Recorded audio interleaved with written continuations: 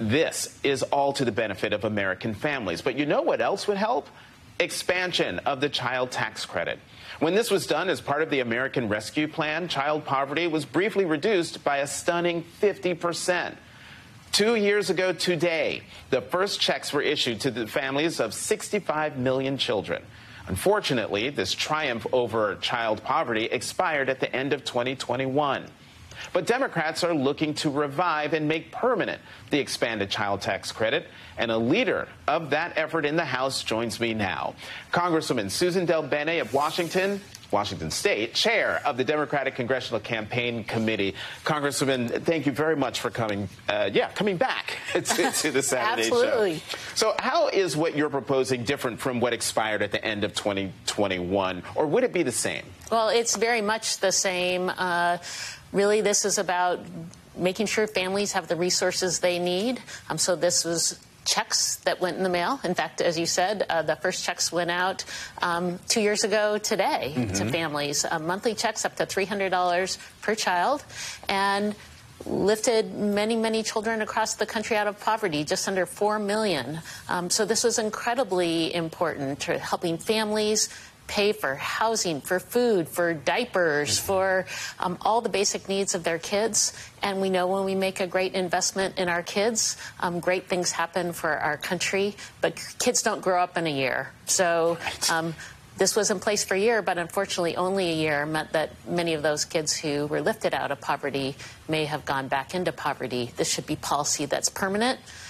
That's why we're fighting hard to get this enacted again and make it permanent. Well, speaking of fighting hard, let's be real. The Republicans are in control of the House, and they're bent towards extremism over governing. So how likely is it they'll support such common sense public policy? Well, you're right. They are focused on extremism, and they are focused on tax breaks for the wealthy and well-connected, and have not been focused on working families. But I'm a data person. We have tons of data. We have tons of data showing the impact of this policy, showing the impact it's had on families in every community across the country. And the long-term implications of policy like this means that we actually not only help kids, but we save money. Child poverty costs us over $1 trillion a year in this country. Imagine what we can do if we invest in children early, give them great opportunities. That not only saves us money, but it means great outcomes for kids, for our future workforce, for our country. And that's what it's about. So we're going to continue to make the argument, talking about the data, the impact this has had. And this is a policy where we might actually have more information about how it actually works than a lot of policies. So it's a winner.